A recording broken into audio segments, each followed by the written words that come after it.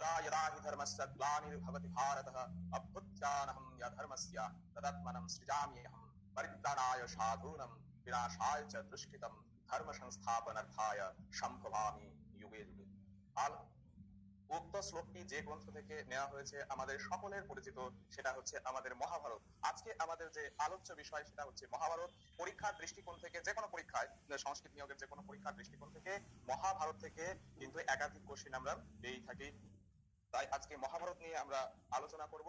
তো তোমাদের প্রত্যেককে বেঙ্গল এডুকেটরসে স্বাগত জানাচ্ছি। তোমরা অডিও ভিডিও ঠিকঠাক দেখতে বা শুনতে পাচ্ছ কিনা কমেন্টের মাধ্যমে অতি সত্বর জানাবে, তাহলেই আমরা ক্লাস পর্ব শুরু করতে পারি। হ্যাঁ হ্যাঁ, আচ্ছা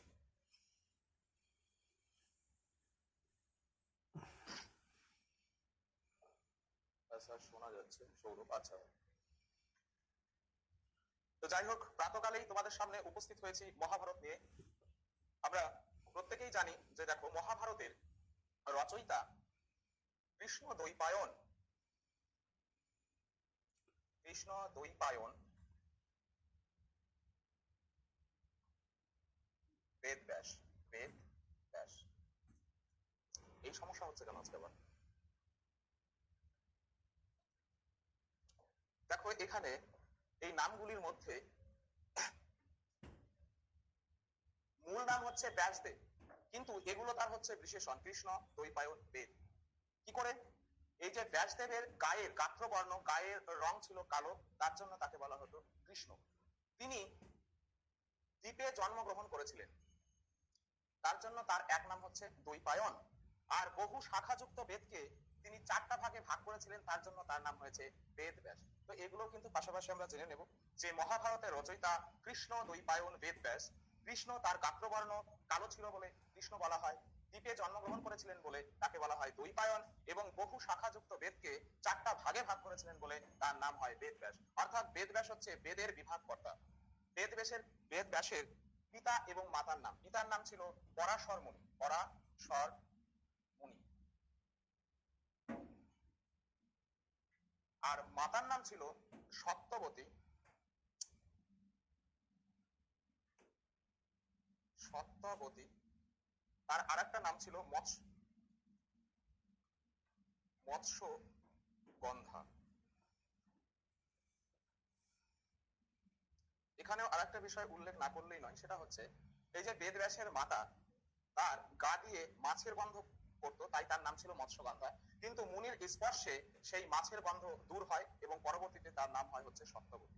তো এই জায়গা থেকে, এই জায়গাটা কিন্তু খুব ইম্পর্টেন্ট এবং এখানে একাধিকবার এসএসসি তে কোশ্চেন হয়েছে এখান থেকে, যে ব্যাসদেবের পিতা মাতার নাম কি। তাহলে ব্যাসদেবের পিতার নাম হচ্ছে পরাশর মুনি, মাতার নাম হচ্ছে মৎস্যকন্যা, মৎস্যগন্ধা বা সত্যবতী।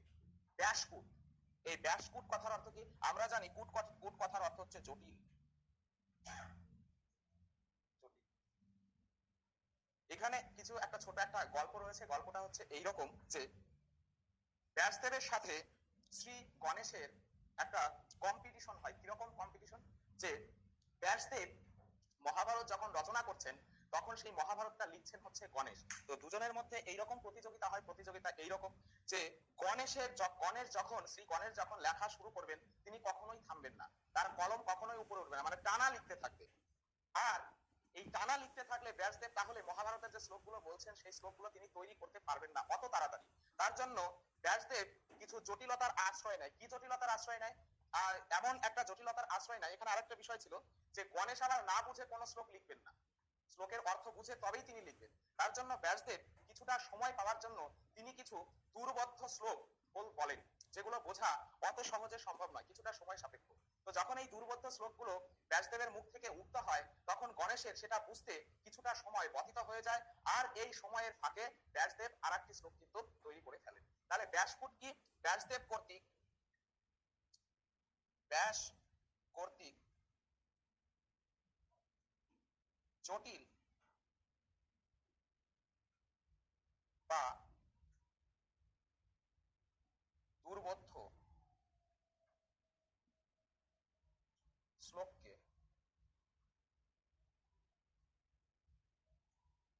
ব্যাসকুট বলে। এই লেখার সময় এগুলো মুছে যাচ্ছে কেন? এই লেখার সময় উঠে যাচ্ছে এগুলো কেন হাতে টাচ হবে? আমি তো 10 মাইল দূর থেকে লিখছি, এতখানি দূরে থাকে ডিফারেন্স, এটা খুব মুশকিল হচ্ছে।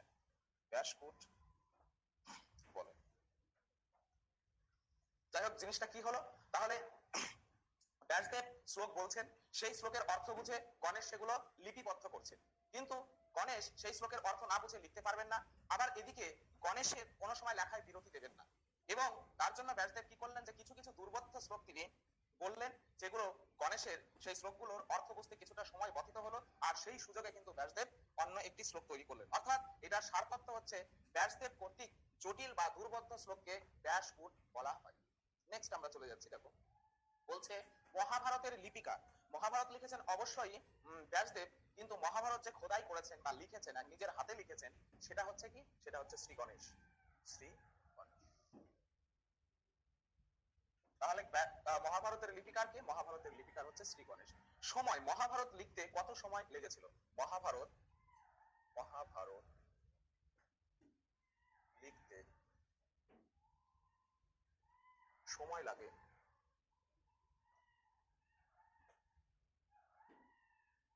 কতদিন সময় লেগেছিল? সময় লেগেছিল 3 বছর। 3 বছর সময় লাগে মহাভারত লিখতে। আচ্ছা, এবার দেখো বলছে শট সংবাদ কি। এটা খুব ইম্পর্টেন্ট, যে মহাভারতের কাহিনী 3 ব্যক্তির দ্বারা 3বার বিবৃত হয়েছে, অর্থাৎ 3জন ব্যক্তিকে শুনিয়েছেন, তাহলে এই 3 মিলে কি হচ্ছে? 6 হচ্ছে, 6কে বলা হচ্ছে শট, তার জন্য একে বলা হচ্ছে শট সংবাদ। তাহলে প্রথমবার কৃষ্ণ দ্বৈপায়ন ব্যাসদেব তার আপন শিষ্য, যার নাম ছিল হচ্ছে বৈশম্পায়ন,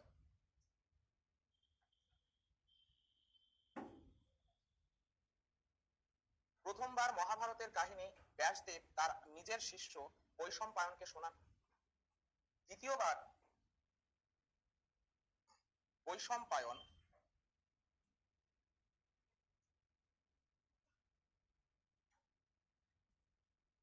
জন্মেজয়কে শোনান।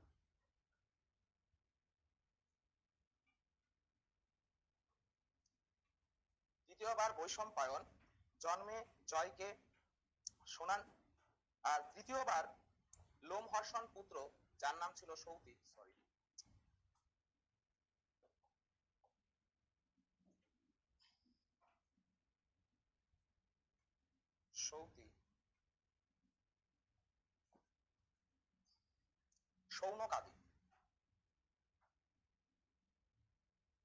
শৌনকাদি ঋষিবৃন্দকে শোনান।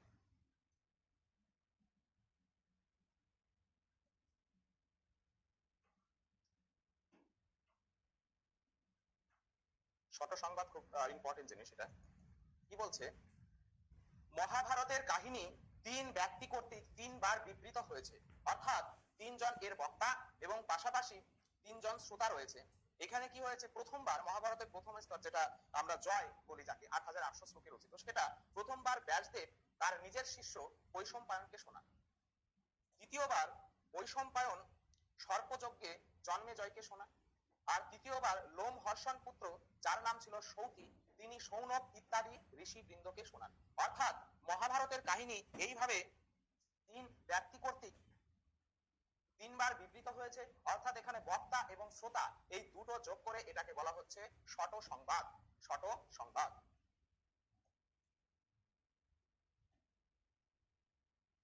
এখানে তোমাদের কোশ্চেনটা বিভিন্ন রকম আসতে পারে, যে মহাভারতের কাহিনী প্রথমবার কে কাকে বলেছিলেন? তাহলে আমরা বলবো ব্যাসদেব বৈশম্পায়ন বলেছিলেন। অনুরূপ ভাবে মহাভারতের কাহিনী দ্বিতীয়বার কে কাকে বলেছিলেন? তখন আমরা বলবো বৈশম্পায়ন জন্মেজয়কে বলেছিলেন। এবার শেষ, মহাভারতের কাহিনী তৃতীয়বার কে কাকে বলেছিলেন? তখন আমরা বলবো সৌতি এবং সৌনকাদি ঋষিবৃন্দকে বলেছিলেন। তাছাড়া এখান থেকে আরেকটা বিষয় আছে, এই যে এই কাহিনীটা যে শোনান ব্যাসদেব, সেই মহাভারতের নাম হচ্ছে জয়। বৈশম্পায়ন যে জন্মেজয়কে শোনান, সেই মহাভারতের নাম হচ্ছে ভারত। এবং তৃতীয়বার সৌতি, সৌনক ইত্যাদি ঋষিবৃন্দকে যে শোনান, সেই মহাভারত, সেটার নাম হচ্ছে মহাভারত। মহাভারত। এই হচ্ছে আমাদের বিষয়। আচ্ছা, নেক্সট দেখো কি রয়েছে। মহাভারত রচনার স্তর। মহাভারত রচনার স্তরকে আমরা 3টা ভাগে ভাগ করতে পারি। মহাভারত রচনার স্তরকে তিন ভাগে ভাগ করা যায়। সেগুলো কি? সেগুলো হচ্ছে প্রথম স্তর,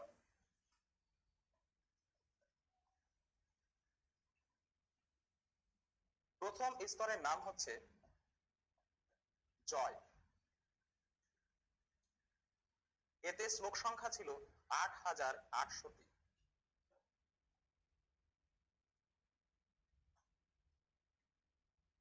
দ্বিতীয় স্তর,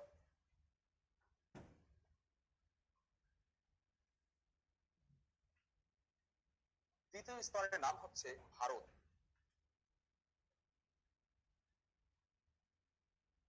এই স্তরে যে আমরা শ্লোক সংখ্যা পাবো সেটা হচ্ছে ২৪,০০০।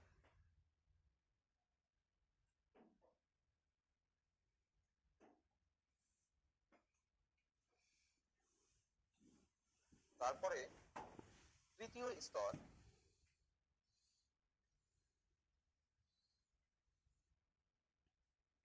তৃতীয় স্তরের নাম হচ্ছে মহাভারত।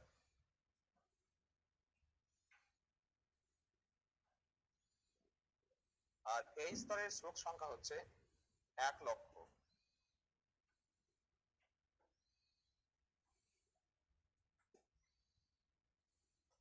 তাহলে কি এই জায়গাটা খুবই গুরুত্বপূর্ণ যে, আচ্ছা, গণেশের সাথে ব্যাসের বুদ্ধির প্রতিযোগিতা। আচ্ছা, যাই হোক, এখানে দেখো যে মহাভারত রচনার স্তরকে আমরা তিনটা ভাগে ভাগ করতে পারছি। প্রথম স্তরের নাম হচ্ছে জয়, এতে আমাদের শ্লোক সংখ্যা পাবো ৮,৮০০টি। দ্বিতীয় স্তরের নাম হচ্ছে ভারত, এখানে শ্লোক সংখ্যা পাবো আমরা ২৪,০০০টি। এবং তৃতীয় স্তরের নাম হচ্ছে মহাভারত, আর এখানে আমাদের শ্লোক সংখ্যা রয়েছে ১,০০,০০০টি। অর্থাৎ মহাভারত কিন্তু তিনটি স্তরে রচিত হয়েছে। আর মূল মহাভারত যদি বলো যে মূল মহাভারত কোনটাকে বলা হচ্ছে, এই যে জয়, এটাকেই কিন্তু বলা হচ্ছে মূল মহাভারত। জয়, এটাকেই আমরা বলতে পারি মূল মহাভারত। মহাভারত এমনই একটা বিষয় যে উইন্টারনিস একে বলেছে হোল লিটারেচার, অর্থাৎ সমগ্র সাহিত্য বলেছে। মহাভারত সম্পর্কে আরো বলা হয়েছে, ধর্মে চ অর্থে চ কামে চ মোক্ষে চ ভরতর্ষভঃ যদি হাস্তি তদন্নত্রা জন্মে হাস্তি ন তৎকচিৎ। অর্থাৎ ধর্ম, অর্থ, কাম, মোক্ষ সমস্ত কিছুই মহাভারতের মধ্যে সন্নিবেশিত হয়েছে। আর মহাভারত এমন একটি গ্রন্থ যে এই গ্রন্থে সমস্ত বিষয়ই আমরা পাবো, যা নেই, যা আছে ভূ ভারতে অর্থাৎ সমগ্র বিশ্বে যা রয়েছে মহাভারতেও তাই রয়েছে। এইরকম মহাভারত সম্পর্কে বলা হয়ে থাকে। আচ্ছা, নেক্সট দেখো। আচ্ছা, কোথায় যাচ্ছে আমি? উল্টো দিকে। মহাভারতের তিন শ্রেণীর রচনা। মহাভারত যখন আমরা জানলাম যে মহাভারতের তিনটি স্তর রয়েছে, একই রকম ভাবে মহাভারত কিন্তু তিন শ্রেণীর রচনা। সেটা কি? প্রথম আমরা বলতে পারি হচ্ছে, ধরো, প্রথম সৌতি রচনা।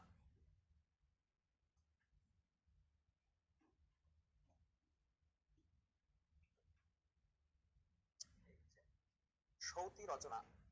দুই হচ্ছে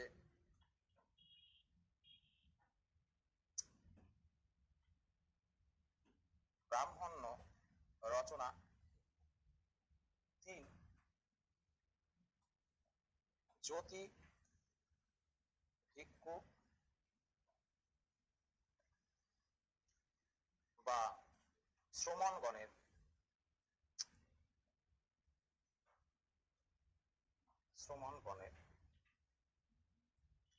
এইভাবে হয়।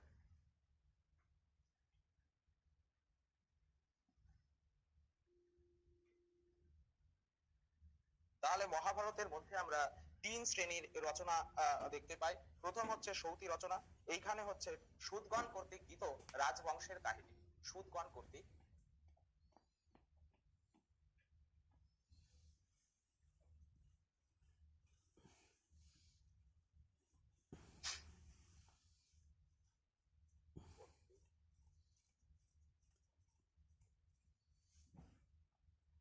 এত বাজে লাগছে, এইরকম কেন হচ্ছে? কিভাবে ক্লাস করা যায়? সুদগণ কর্তৃক গীত রাজবংশের কাহিনী।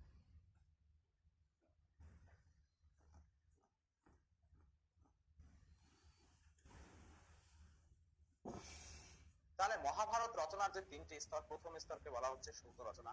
সূতগণ যারা বিভিন্ন জায়গায় স্থানে স্থানে ঘুরে ঘুরে গান করতেন, তারা এই সূতগণ কি করতেন, যে এই যে তৎকালীন যুগে যে রাজবংশ ছিল সেই রাজবংশের কাহিনীগুলো তারা কিন্তু গানের মাধ্যমে উল্লেখ করতেন, সেটাই হচ্ছে মহাভারতের সৌতি রচনা। তারপরে আমরা পাচ্ছি ব্রাহ্মণ্য রচনা। এখানে এটা কি হয়, ব্রাহ্মণদের স্বার্থের প্রতি লক্ষ্য রেখে ধর্মীয় পটভূমিকায় রচিত। এইখানে দেখা যাচ্ছে দ্বিতীয় স্তরে যে ব্রাহ্মণদের স্বার্থ সিদ্ধি, ব্রাহ্মণদের স্বার্থের উপর লক্ষ্য রেখে এই রচনা থাকে। আর তৃতীয় রচনা হচ্ছে জ্যোতি ভিক্ষু ও শ্রমণগণের রচনা। এখানে এই নশ্বর জগৎ সম্পর্কে আলোচনা করা হয়েছে। নশ্বর জগৎ,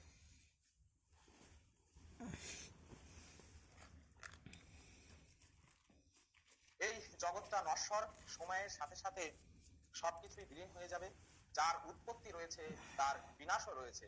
তো এই সম্পর্কে, এই যে নশ্বর জগৎ সম্পর্কে, এগুলো আমরা ডিটেলস বা আত্মার অবিনশ্বরত্ব, এই তত্ত্বগুলো আমরা যখন সাংখ্যযোগ যাব শ্রীমদ্ ভাগবত গীতার, সেখানে কিন্তু উল্লেখ রয়েছে। আর এখানে আমরা উপনিষদেও পাই যে ব্রহ্ম সত্য জগৎ মিথ্যা রাগাচ্ছন্তি নিরন্তরম তেন তপ্তেন কুঞ্চিতা কৌকিন বন্ত গৌর ভাগ্যবান্যাম। অর্থাৎ ব্রহ্মই একমাত্র সত্য আর এই জগৎটা হচ্ছে মিথ্যা। আমরা কিন্তু ভ্রমের মধ্যে রয়েছি। এই দার্শনিক আলোচনার সপক্ষে বলা যায়, আমরা ইন্দ্রিয়ের দ্বারা যে সকল দ্রব্য দেখি সেগুলো কিন্তু সবগুলো মিথ্যা জিনিসই দেখি, সব সত্য দেখি না। আমরা চোখের সাহায্যে যে বস্তুগুলো দেখছি সেটাও কিন্তু সত্য নয়। অর্থাৎ চোখের সাহায্যে যে প্রত্যক্ষ জ্ঞান হচ্ছে সেই জ্ঞানটাও কিন্তু একার্থে সত্য নয়। যেমন বলা যেতে পারে, চোখের মাধ্যমে আমরা যেমন দেখি সূর্য পূর্ব দিকে ওঠে, পশ্চিম দিকে অস্ত যায়, অর্থাৎ আমরা চোখ দিয়ে দেখি যে সূর্য কিন্তু স্থানান্তরিত হচ্ছে, কিন্তু প্রকৃতপক্ষে দেখো আমরা এটাও জানি যে সূর্য কিন্তু স্থির, সূর্য কিন্তু একই জায়গায় স্থির থাকে। তাহলে চোখের সাহায্যে যে সূর্যের স্থানান্তর হচ্ছে এটা দেখছি, এটা কিন্তু সম্পূর্ণ ভ্রম। তাছাড়াও চোখের সাহায্যে আমরা সবকিছু প্রত্যক্ষ করতে পারি না। যেমন বাতাসে ভেসে বেড়াচ্ছে অনেক ছোট ছোট ব্যাকটেরিয়া বা জীবাণু যাই বলো, সেগুলো আমরা দেখতে পারি না। আবার বৃহৎ সমুদ্রের কিছুটা অংশ হয়তো আমরা চোখের সাহায্যে দেখতে পারি, কিন্তু সমগ্র সমুদ্র আমাদের চোখের সাহায্যে দৃষ্টিগোচর হয় না। তো এই জ্যোতি ভিক্ষু ও শ্রমণগণের রচনা, এটা হচ্ছে কি, আমরা এটা তৃতীয় রচনা পাই। আর এটা হচ্ছে নশ্বর জগৎ সম্পর্কে এখানে আলোচনা করা হয়েছে। আচ্ছা, তারপরে দেখো কি রয়েছে আমাদের হরিবংশ পর্ব। হরিবংশ পর্ব খুবই ইম্পর্টেন্ট। হরিবংশ কি, যে ব্যাসদেব 1,00,000 শ্লোকে যে মহাভারত লিখেছেন, সেই মহাভারতের 1,00,000 শ্লোক ব্যতীত আরো 16,374টি এক্সট্রা শ্লোক পাওয়া যায়, আর এটাকেই বলা হচ্ছে হরিবংশ। তাহলে হরিবংশটা লিখে নিই, যে ব্যাস কর্তৃক 1,00,000 শ্লোক, 1,00,000 শ্লোকে রচিত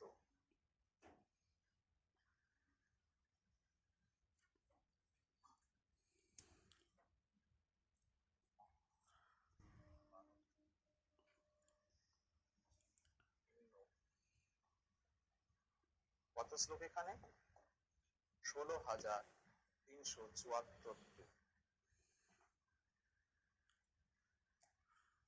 শ্লোক বিশিষ্ট, শ্লোক বিশিষ্ট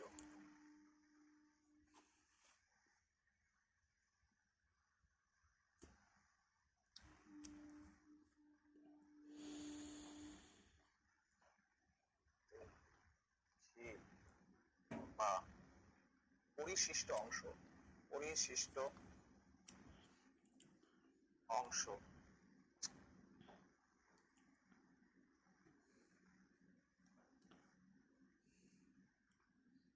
হরিবংশ বা হরিবংশ পুরাণ নামে, হরিবংশ পুরাণ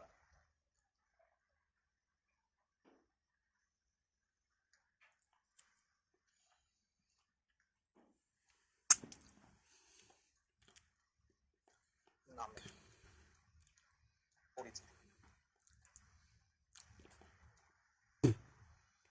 তাহলে ভাই হরিবংশ বা হরিবংশ পুরাণ বিষয়টা কি, যে এই মহাভারতের 1,00,000 শ্লোকের অতিরিক্ত অংশ, যেটা 16,374টি শ্লোক বিশিষ্ট, সেই মহাভারতের খিল বা পরিশিষ্ট অংশকে হরিবংশ বা হরিবংশ পুরাণ বলা হচ্ছে।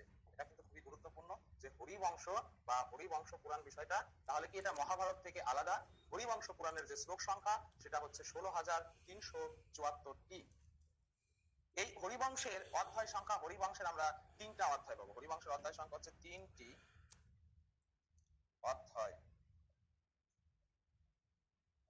তাহলে হরিবংশের কয়টি অধ্যায় রয়েছে? হরিবংশের আমরা পাবো হচ্ছে 3টি অধ্যায় রয়েছে। হরিবংশ পর্ব, বিষ্ণু পর্ব এবং ভবিষ্য পর্ব। কি কি? হরিবংশ পর্ব 2, বিষ্ণু পর্ব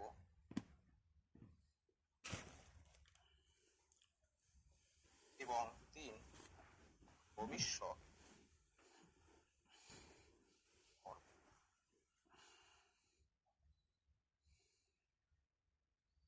হরিবংশের অধ্যায় সংখ্যা 3টি, সেগুলো কি কি? হরিবংশ পর্ব, বিষ্ণু পর্ব এবং ভবিষ্য পর্ব।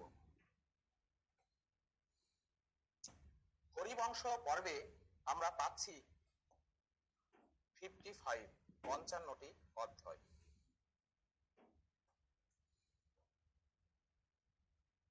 বিষ্ণু পর্বে পাচ্ছি আমরা 128টি অধ্যায় এবং বাকি 318। হ্যাঁ, তাহলে বাকি হচ্ছে টোটাল হরিবংশের অধ্যায় সংখ্যা 3টি। আচ্ছা, 3টি পর্ব রয়েছে হরিবংশের। আচ্ছা, 3টি অধ্যায় না লিখে এখানে একটু মিস্টেক হয়েছে। হরিবংশের হচ্ছে 3টি পর্ব। হরিবংশের 3টি পর্ব, সেটা হচ্ছে 3টি পর্বে মোট অধ্যায় রয়েছে আমাদের 318টি। 318টি অধ্যায় রয়েছে। 318টি অধ্যায়ের মধ্যে হরিবংশে রয়েছে আমাদের 55 অধ্যায়, বিষ্ণু পর্বে রয়েছে 128টি অধ্যায়। আর বাকি কতগুলো হবে? 318 থেকে 55 প্লাস 128 বাদ দিলে আমাদের পড়ে থাকবে হচ্ছে 135।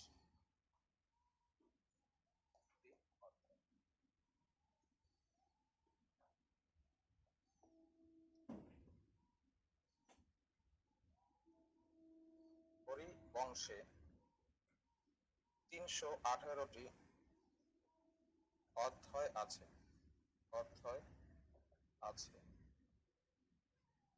তাহলে ভাই হরিবংশে কতগুলো অধ্যায় আছে? হরিবংশে আমাদের অধ্যায় সংখ্যা হচ্ছে, হরিবংশের যে 3টি পর্ব আছে সেই 3টি পর্বে মোট অধ্যায় সংখ্যা 318। আমরা জানি যে হরিবংশটাকে 3টা ভাগে ভাগ করা হচ্ছে। একটা বলছে হরিবংশ পর্ব, একটাকে বলছে বিষ্ণু পর্ব, আর একটাকে বলা হচ্ছে ভবিষ্য পর্ব। যদি বলা হয় হরিবংশ পর্বে কতগুলো অধ্যায় রয়েছে? 55। বিষ্ণু পর্বে 128 আর ভবিষ্য পর্বে 135। তাহলে এই 3টা যোগ করলে আমরা হরিবংশের অধ্যায় সংখ্যা দেখো 318টা পাচ্ছি। এই জায়গাটা খুবই গুরুত্বপূর্ণ, ভেরি ভেরি ইম্পর্টেন্ট। এখান থেকে কিন্তু কোশ্চেন হয়েছে, ইতিপূর্বে এসএসসি তে একাধিকবার কোশ্চেন হয়েছে যে হরিবংশের এখানে প্রশ্নটা এরকম আসে, হরিবংশের শ্লোক সংখ্যা কত? 16,374টি। হরিবংশের কয়টি পর্ব? হরিবংশের 3টি পর্ব।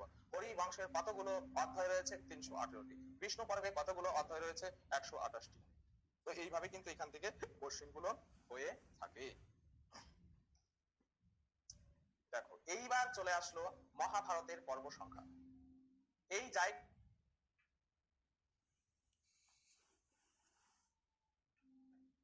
পর্ব, 18টি পর্ব তোমাকে ক্রমান্বয়ে জানতে হবে, পর পর জানতে হবে 18টি পর্বের নাম। এরকম না আগে পরে আমরা জানলাম সেভাবে না, পর পর আমাদের জানতে হবে। আর এটা পরীক্ষার দৃষ্টিকোণ থেকে খুবই গুরুত্বপূর্ণ। তো সেই পর্বগুলো হচ্ছে কি 1, 2, 3, 4, 5, 6, 7, 8, 9, 10,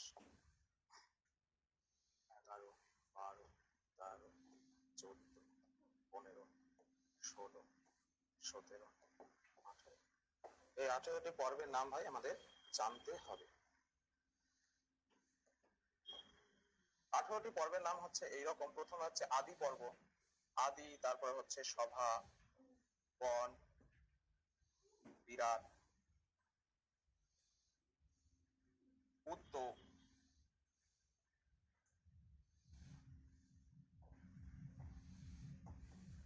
ভীষ্ম,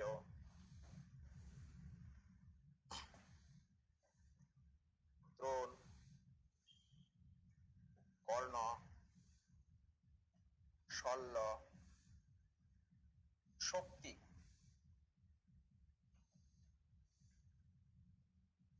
স্ত্রী শান্তি, অনুশাসন, সুতরাং কন্যা শল্য শক্তি, স্ত্রী শান্তি, অনুশাসন, আশ্বমেধিক, আশ্বমেধিক, আশ্রবাসিক, আশ্রম বাসিক,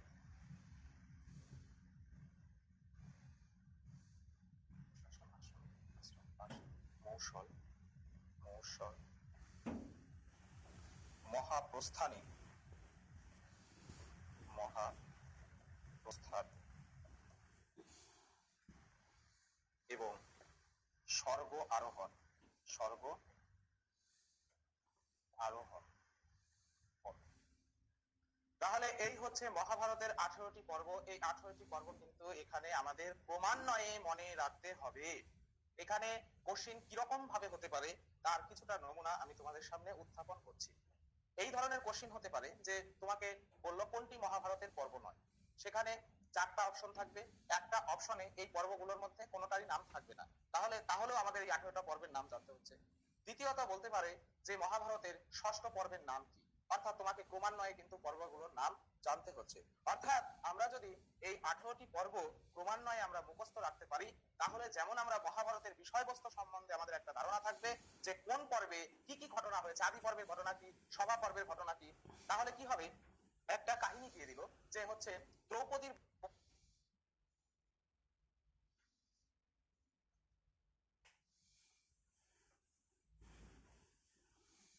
অস্ত্রহরণ মহাভারতের কোন পর্বে রয়েছে। তাহলে আমরা প্রত্যেকটা পর্বের যদি কাহিনী জানি এবং ক্রমান্বয়ে জানি, তাহলে কিন্তু আমরা অনায়াসেই সেটা চিহ্নিত করতে পারবো যেটা মহাভারতের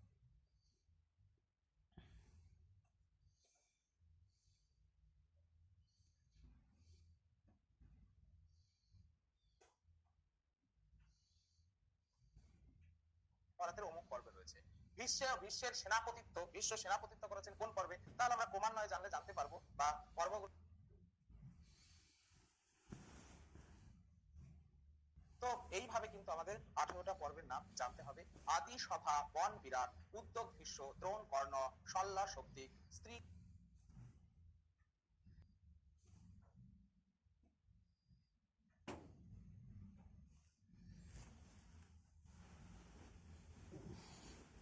শান্তি, অনুশাসন, আশ্বমেধিক, আশ্রমবাসিক, মৌসল, মহাপ্রস্থারিক এবং স্বর্গারোহণ পর্ব। তাহলে এইভাবে কিন্তু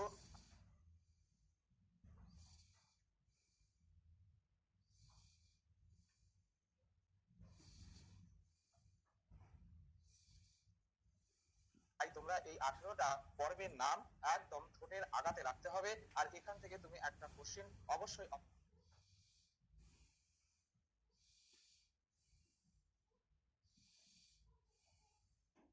অবশ্যই পাবে। তো এই হচ্ছে মহাভারতের 18টি পর্ব। এবার হচ্ছে মহাভারত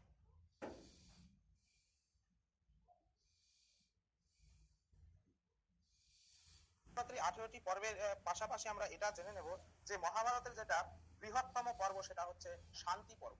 মহাভারতের বৃহত্তম পর্বের নাম কি, তো সেটা হচ্ছে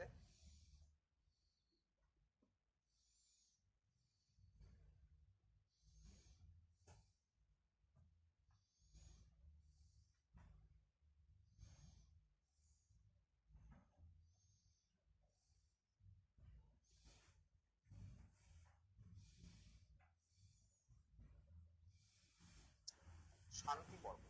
এটাকে বলা হচ্ছে বৃহত্তম পর্ব। মহাভারতের বৃহত্তম পর্বের নাম হচ্ছে শান্তি পর্ব। আর এই পর্বে 356টি অধ্যায় আছে। কতগুলো অধ্যায়? 356টি অধ্যায় রয়েছে। তো একই রকম ভাবে আমাদের যে ক্ষুদ্রতম পর্ব, সেই ক্ষুদ্রতম পর্ব হচ্ছে সেটা হচ্ছে মহাপ্রস্থানিক পর্ব। এটা হচ্ছে ক্ষুদ্রতম। তাহলে মহাভারতের বৃহত্তম পর্বের নাম কি? মহাভারতের বৃহত্তর পর্বের নাম হচ্ছে শান্তি পর্ব। মহাভারতের ক্ষুদ্রতম পর্বের নাম কি? সেটা হচ্ছে মহাপ্রস্থানিক পর্ব। এখানে আমরা মোটে 3টি অধ্যায় পাবো, 3টি অধ্যায় এখানে রয়েছে, 3টি অধ্যায়। এইবার হচ্ছে মহাভারতের যদি বলা হয় যে নিন্দিততম পর্ব, তার নাম হচ্ছে সৌপ্তিক পর্ব। তাহলে মহাভারতের নিন্দিততম পর্বের নাম হচ্ছে কি? সৌপ্তিক। এটা হচ্ছে মহাভারতের নিন্দিত পর্ব। নিন্দিত পর্ব কেন বলা হয়? সেখানে একটা কাহিনী রয়েছে।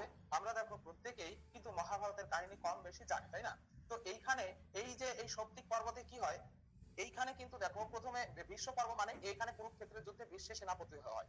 বিশ্বর পরে সেনাপতি হয় হচ্ছে দ্রোণ, তারপরে হয় কর্ণ, তারপরে হয় শল্য।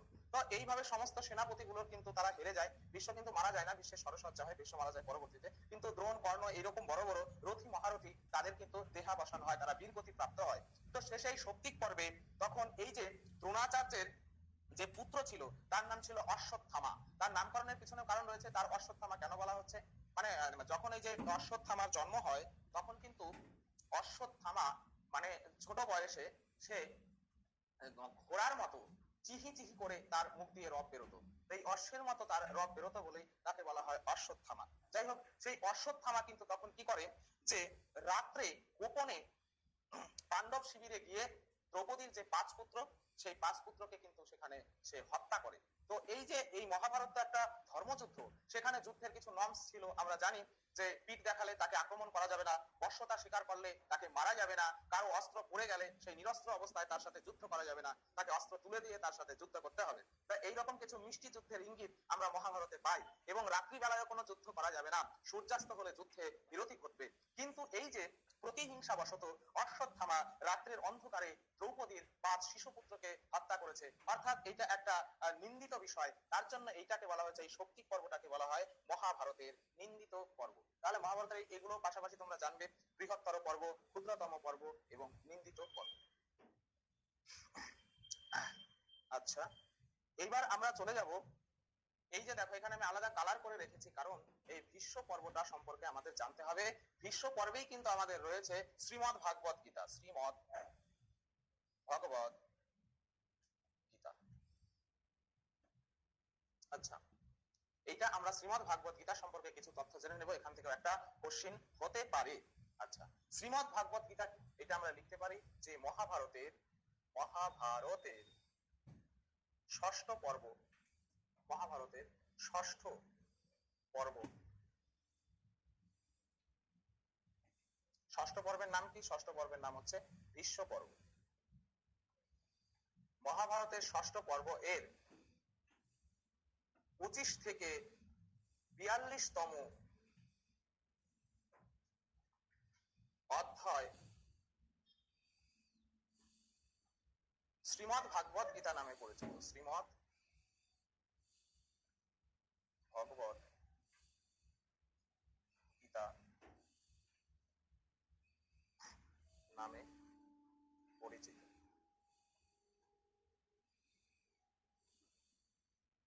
তাহলে শ্রীমদ ভাগবত গীতা কি? যে প্রথমে একটা কোশ্চেন এইভাবে হতে পারে যে এই শ্রীমদ ভাগবত গীতা মহাভারতের কোন পর্বে রয়েছে? তাহলে শ্রীমদ ভাগবত গীতা রয়েছে মহাভারতের কোন পর্বে ভাই? মহাভারতের ভীষ্ম পর্বে, ষষ্ঠতম পর্ব ভীষ্ম পর্ব। শ্রীমদ ভাগবত গীতার কতগুলো অধ্যায় রয়েছে দেখো? 25 থেকে 42তম। তাহলে 25, 26, 27, 28, 29, 30, 31, 32, 33, 34, 35, 36, 37, 38, 39, 40, 41, 42। অর্থাৎ এখানে অধ্যায় সংখ্যা পাচ্ছে কতগুলো? অধ্যায় সংখ্যা পাচ্ছে আমরা দেখো 18টি, তাই না? তাহলে শ্রীমদ ভাগবত গীতার কতগুলো অধ্যায়? 18টি অধ্যায়। এবার এইখান থেকে একটা কোশ্চেন হতে পারে, ভেরি ভেরি ইম্পর্টেন্ট এই জায়গাটা, যে শ্রীমদ ভাগবত গীতার যে 18টি অধ্যায় আছে সেই অধ্যায়গুলো সম্পর্কে আমাদের জানতে হবে। মহাভারতের যেমন আমরা জানলাম, সেরকম গীতারও কিন্তু এই 18টি অধ্যায় সম্পর্কে জানতে হবে। দেখি তো এরপরে আর তো কিছু দাঁড়িয়ে নাই। আচ্ছা, এবার শ্রীমদ ভাগবত গীতায়, শ্রীমদ ভগবত গীতায় 700টি শ্লোক আছে। 700টি শ্লোক রয়েছে। এই 700টি শ্লোক থাকার জন্য গীতার আর একটা নাম রয়েছে, তার নাম হচ্ছে কি? তার নাম হচ্ছে সপ্তশতী গীতা। সপ্তশতী গীতা। তাহলে গীতার অধ্যায় সংখ্যা কত? গীতার অধ্যায় সংখ্যা হচ্ছে 18টি। গীতার শ্লোক সংখ্যা কত? গীতার শ্লোক সংখ্যা হচ্ছে 700টি। এবার এইটা আমরা জেনে নেব পাশাপাশি যে এই 700টি শ্লোকের মধ্যে গীতার যে শ্লোক সংখ্যা 4 জন কথা বলেছে, ধৃতরাষ্ট্র, সঞ্জয়, অর্জুন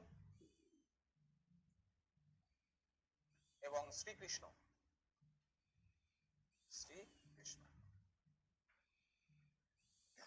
তাহলে গীতার কয়জন কথা বলেছেন এখানে? 4 জন, ধৃতরাষ্ট্র, সঞ্জয়, অর্জুন, শ্রীকৃষ্ণ। এই 700 শ্লোকের মধ্যে আমাদের একটি শ্লোক বলেছেন হচ্ছে ধৃতরাষ্ট্র, সঞ্জয় বলেছেন 40টি শ্লোক, অর্জুন বলেছেন হচ্ছে 85 আর বাকি 574টি শ্লোক বলেছেন শ্রীকৃষ্ণ। এবার তাহলে দেখো, তাহলে গীতার মোট শ্লোক সংখ্যা দাঁড়াচ্ছে কত? মোট শ্লোক দাঁড়াচ্ছে 5 আর 1 6, 6 4 10 শূন্য, এক হাতে আছে।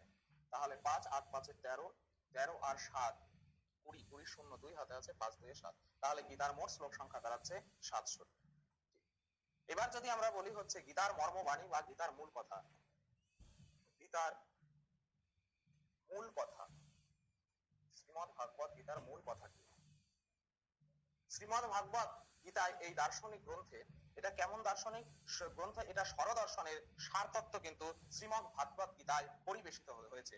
অর্থাৎ সাংখ্য যোগ, ন্যায়, বৈশেষিক, বেদান্ত, মীমাংসা, এই 6টা দর্শনের মহাভারতের অধ্যায় বলে দিই। 8টা 9টা 53। হ্যাঁ ভাই, মহাভারতের অধ্যায় বলে দিলাম তো। মহাভারতের অধ্যায় তো বলা হয়েছে ভাই, কোথায়? এই তো মহাভারতের অধ্যায় সংখ্যা। আদি, সভা, বন, বিরাট, উদ্যোগ, বিশ্ব, দ্রোণ, কর্ণ, শল্য, শক্তি, স্ত্রী, শান্তি, অনুশাসন, আশ্রমেধিক, আশ্রমবাসী, মৌসল, মহাপ্রস্থানিক এবং সরকারগণ পর্ব, এই 18টি পর্ব।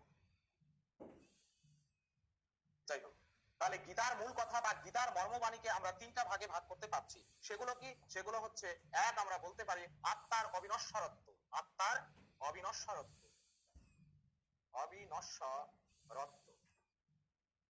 এইখানে আত্মার অবিনশ্বরত্ব সম্পর্কে তোমরা সাংখ্য যোগে পাবে। সেখানে এই আত্মা সম্পর্কে, আত্মা অবিনশ্বরত্ব, আত্মার বিনাশ ঘটছে না, সেই সম্পর্কে বিভিন্ন ভগবান শ্রীকৃষ্ণ সেখানে বিভিন্ন উক্তি তুলে ধরেছেন। সেখানে আত্মা সম্পর্কে এইরকম বলা হয়েছে, না জায়তে ম্রিয়তে বা কদাচিৎ, নায়ং তুত্যা পতিত্যা বা না ভূয়া, অজনিত্য শাশ্বত অয়ং পুরাণা, না হান্যতে হান্যমানে শরীরে। তারপরে আরো বলা হয়েছে, বশংসি জীর্ণানি যথা বিহায়া নবানি গৃহাতি নরয় পরাণি তথা শরীরানি বিহায় জরনা নন্যাতি সংজাতি নবানি দেহি অন্ত্যবন্তে ইমে দেহা নিত্যস্তুপ্তা শরীর আনাশিনা অপ্রময়স্য তস্মাৎ দগ্ধস্য ভারতঃ। এইরকম সাংখ্যযোগে আমরা একাধিক শ্লোকের মাধ্যমে পাবো যে আত্মা হচ্ছে অজ, নিত্য, শাশ্বত, মানে আত্মার কোনো বিনাশ নেই। এগুলো এক দেহ থেকে, দেহ যখন জরাজীর্ণ হয়ে পড়ে তখন এক দেহ থেকে অন্য দেহে স্থানান্তরিত হয়। তো বেদার মূল কথা হচ্ছে আত্মার অবিনশ্বরত্ব। 2, বলা হয়েছে নিষ্কাম কর্মযোগ। নিষ্কাম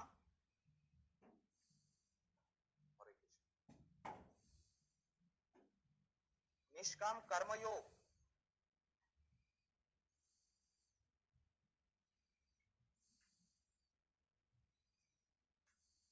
নিষ্কাম কর্মযোগ, যে জীবের কর্মের উপরে অধিকার রয়েছে, ফলের উপরে অধিকার নেই, আর সেই কর্মটা কি কামনা শূন্য হয়ে কর্ম করতে হবে, নিষ্কাম কর্মযোগ। অর্থাৎ এখানে আমরা যে শ্রীমদ্ ভাগবত গীতার 3য় অধ্যায় কর্মযোগ, সেই প্রসঙ্গে বলা হয়েছে, নিষ্কাম কর্ম সম্পর্কে বলা হয়েছে। সেইখানে কিছু শ্লোক রয়েছে, যেমন একটা শ্লোক হচ্ছে মিথ্যাচারী সম্পর্কে বলা হয়েছে, মিথ্যাচারী সউচ্চতে, মনে থাকে না।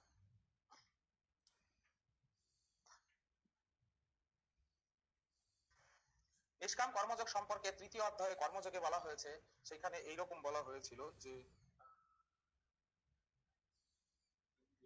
ইন্দ্রিয়গুলিকে সংযত করে যিনি মনে মনে ইন্দ্রিয় ভোগ্য বিষয়ের উপর চিন্তা করেন তাকে মিথ্যাচারী বলা হয়। অর্থাৎ এই যে নিষ্কাম কর্মযোগ, সেখানে কামনা শূন্য হয়ে ইন্দ্রিয়গুলোকে কন্ট্রোল করে আমাদেরকে কর্ম করতে হবে এবং ফলের আশা করা যাবে না, এই ধরনের কর্মকে বলা হচ্ছে নিষ্কাম কর্মযোগ।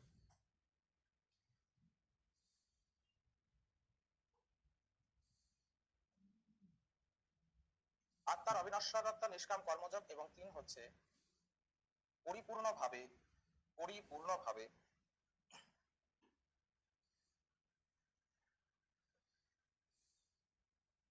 ঈশ্বরে আত্মসমর্পণ।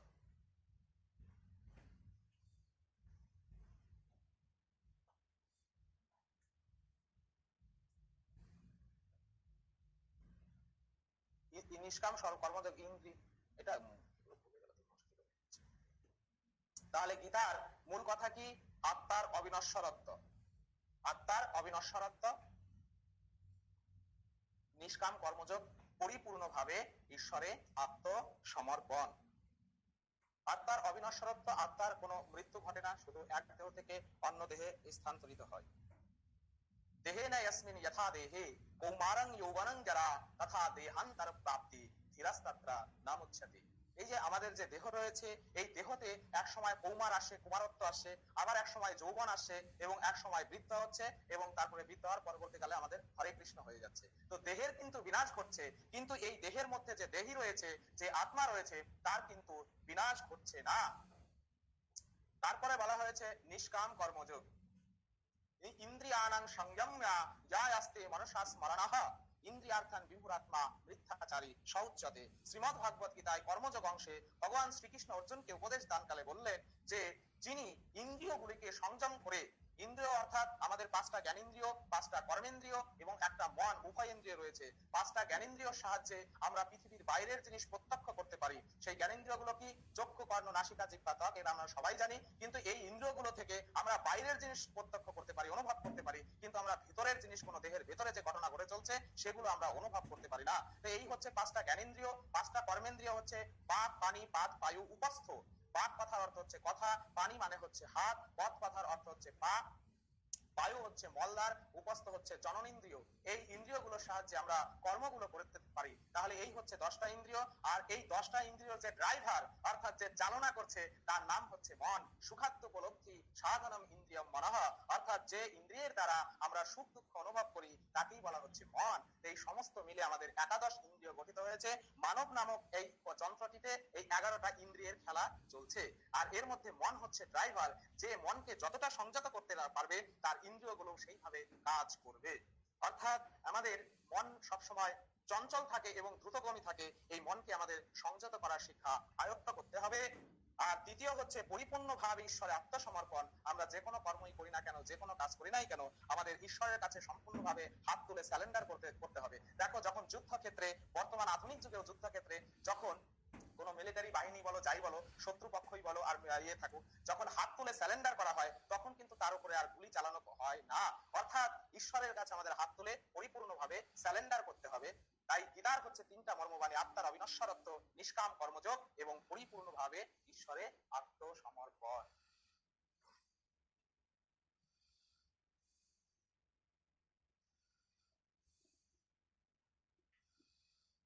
আচ্ছা মৌমিতা, তুমি, ও সরি, হ্যাঁ ঠিক ঠিক ঠিক ঠিক ঠিক, এখানে একটা গন্ডগোল বেঁধেছে। আচ্ছা, এটা আমার অজ্ঞাত সারে ভুল হয়েছে। হ্যাঁ, দেখো এইখানে কিন্তু এগুলো হচ্ছে মহাভারতের হচ্ছে পর্ব, আদি সভা বন বিরাট, এটা ঠিক রয়েছে। তুমি বলছো মহাভারতের অধ্যায় সংখ্যা কত, অবশ্যই সেটা আমাদের জানা দরকার, কিন্তু সেটা কোথায় লিখি বলো তো? এখানে একটা পেজ অ্যাড করে নিচ্ছি। আচ্ছা, মহাভারতের অধ্যায়, মহাভারতের অধ্যায় সংখ্যা। এই মহাভারতের অধ্যায় নিয়ে মানে অনেকগুলো বই যদি ঘাটো, তাহলে তুমি একাধিক উত্তর দেখতে পাবে। ঠিক আছে, কোথাও রয়েছে, হ্যাঁ মমিতা বলেছে 2111টি, এটাও আছে 2111টি, তোমারটাই লিখছি 2111টি। আর কি লিখলাম, 2111টা, 2000,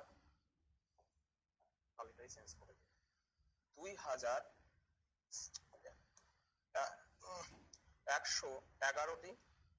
আবার কোথাও পাবে, আবার কোথাও পাবে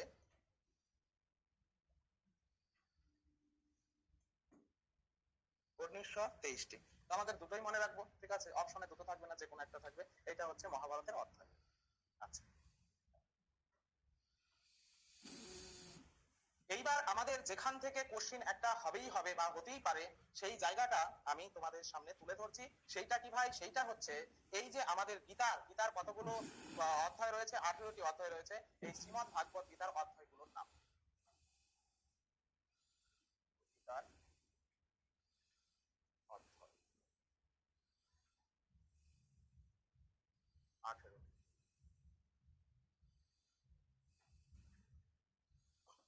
এর পাশাপাশি আমরা এই কোশ্চিনটা আমরা দেখেছি খুব পরীক্ষায়, নেট পরীক্ষায় 2বার দিয়েছিল, যে গীতার অধ্যায়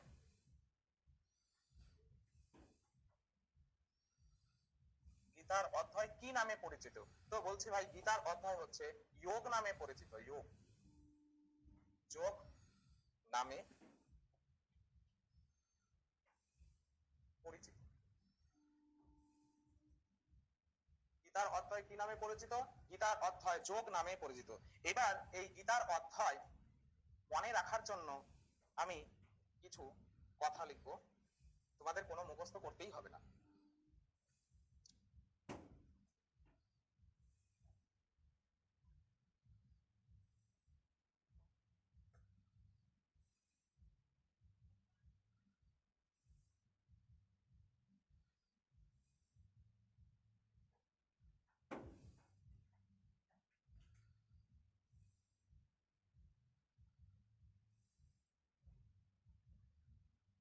অসার কর্ম, জ্ঞান কর্ম ও আত্মজ্ঞান। তোমার ফোনটা কই?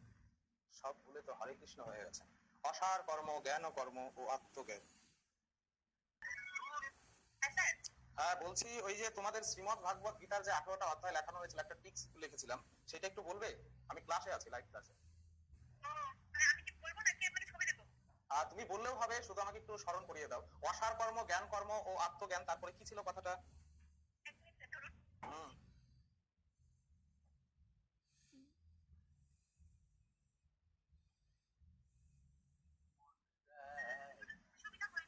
অসার কর্ম, জ্ঞান কর্ম ও আত্মজ্ঞান, তারপরে অসার, টোটাল লাইনটা বলো। হ্যাঁ, থামো থামো থামো থামো। অক্ষর বিনা হয় না, হয় না। তারপরে ভক্তি ক্ষেত্রে, ভক্তি ক্ষেত্রে গূঢ় পুরুষ,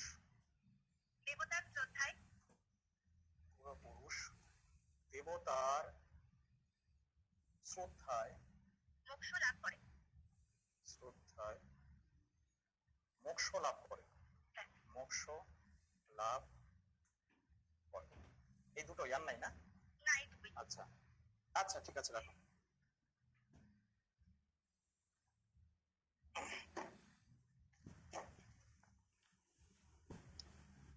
দেখো এইখানে গীতার 18টা অধ্যায় ক্রমান্বয়ে মনে রাখার জন্য এই কথাটা মনে রাখতে হবে, দুটো কথা মনে রাখতে হবে। সেটা হচ্ছে কি, অসার কর্ম, জ্ঞান কর্ম ও আত্মজ্ঞান অক্ষর বিনা হয় না।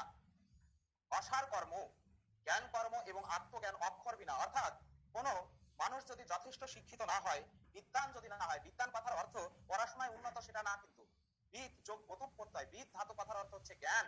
বিদ ধাতুর 4টি অর্থ আছে, লাভার্থক, সত্যার্থক, বিচারার্থক এবং জ্ঞানার্থক। অর্থাৎ এই যে অক্ষর বিনা মানে বিদ্বান যে হবে তারই কিন্তু আত্মজ্ঞান বা এগুলো হতে হবে, যে সঠিক অর্থে বিদ্বান হবে। তো এইটা আমরা এই লাইনটা মনে রাখবো। তার পাশাপাশি আরেকটা লাইন মনে রাখবো, ভক্তি ক্ষেত্রে গূঢ় পুরুষ দেবতার শ্রদ্ধায় মোক্ষ লাভ করে। এই দুটো কথা মনে রাখবো। আর দুটো কথা মনে রাখাও খুব সহজ, যদি আমি নিজে তৈরি করে নিজেই ভুলে গেছি। তো যাই হোক, এইখানে আমরা যে গীতার অধ্যায়গুলো পাচ্ছি সেগুলো আমরা প্রথমে আমরা আগে জেনে নেব যে এক, অর্জুন বিষাদ যোগ। বিষাদ যোগ কথাটা লিখছি না, প্রত্যেকটা জায়গায় যোগটা কমন আসবে। প্রথম হচ্ছে অর্জুন বিষাদ যোগ, দ্বিতীয় হচ্ছে আমাদের সাংখ্য যোগ, সাংখ্য যোগ, তৃতীয় হচ্ছে কর্মযোগ। যোগ তো লিখিয়ে দিলাম, থাক। তাহলে অর্জুন বিষাদ যোগ, সাংখ্য যোগ, কর্মযোগ, জ্ঞান যোগ, সন্ন্যাস যোগ, জ্ঞান যোগ, সন্ন্যাস যোগ, 5।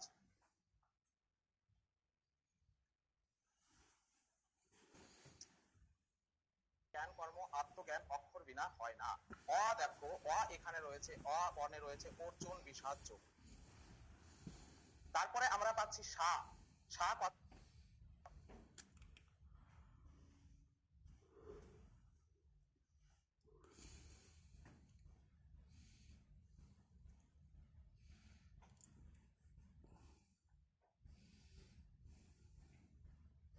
তার অর্থ হচ্ছে সাংখ্য যোগ। তারপরে দেখো আছে কর্ম। কর্ম কথার অর্থ হচ্ছে কর্ম যোগ। তারপরে দেখো রয়েছে জ্ঞান, মানে জ্ঞান হচ্ছে জ্ঞান যোগ। এখানে 4-এ আমরা পাচ্ছি হচ্ছে জ্ঞান কর্ম যোগ। জ্ঞান কর্ম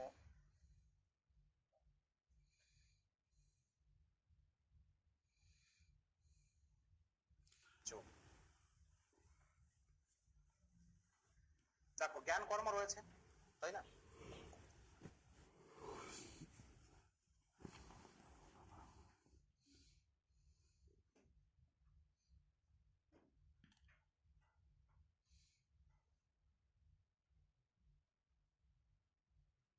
জ্ঞান কর্ম, এটা হচ্ছে জ্ঞান কর্ম যোগ।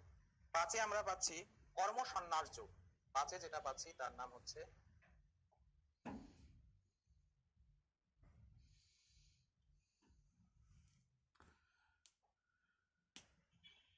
কর্ম সন্ন্যাস যোগ। কর্ম সন্ন্যাস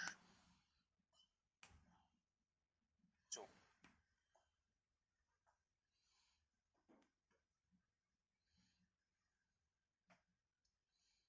সম্পূর্ণ আমি আগে লিখে নিচ্ছি। কর্ম সন্ন্যাস যোগ। তারপরে রয়েছে আত্মসংযম যোগ 6। আত্মসংযম, আত্মসংযম যোগ। 7-এ আমরা পাচ্ছি হচ্ছে জ্ঞান বিজ্ঞান যোগ। জ্ঞান বিজ্ঞান যোগ।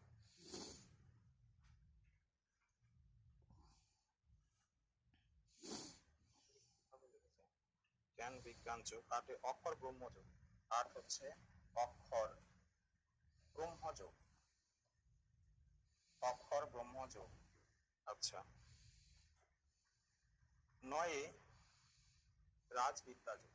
9 হচ্ছে রাজবিদ্যা যোগ। 10 হচ্ছে বিভূতি। 10 হচ্ছে বিভূতি যোগ।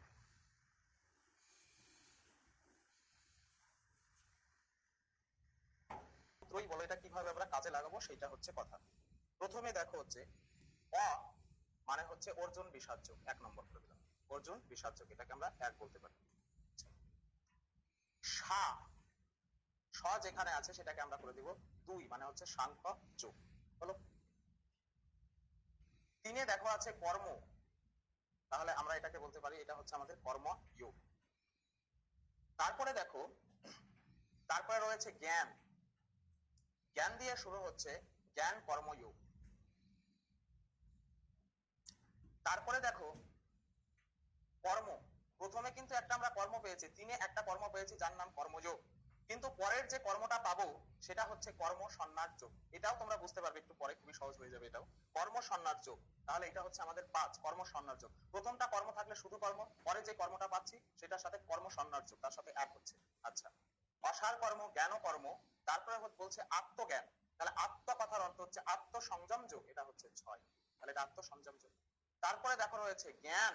তারপরে জ্ঞান রয়েছে, জ্ঞানটা দিয়ে আমরা করব জ্ঞান। দেখো প্রথমে একটা জ্ঞান পেয়েছি, সেখানে শুধু জ্ঞান, সেই প্রথমে একটা জ্ঞান পেয়েছি তার নাম হচ্ছে জ্ঞান কর্মযোগ।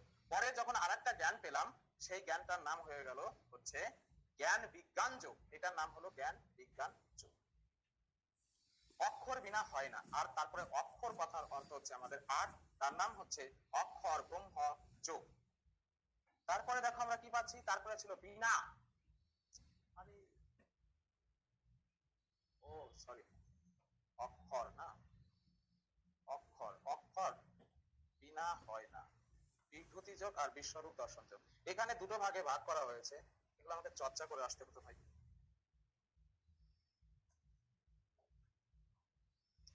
একটা হচ্ছে অক্ষর যোগ আর র দিয়ে আরেকটা করা হচ্ছে, এটা যদি আমরা ৮ ধরি তাহলে র দিয়ে করা হচ্ছে রাজবিদ্যা যোগ। এটা হচ্ছে র দিয়ে করা হচ্ছে রাজবিদ্যা যোগ।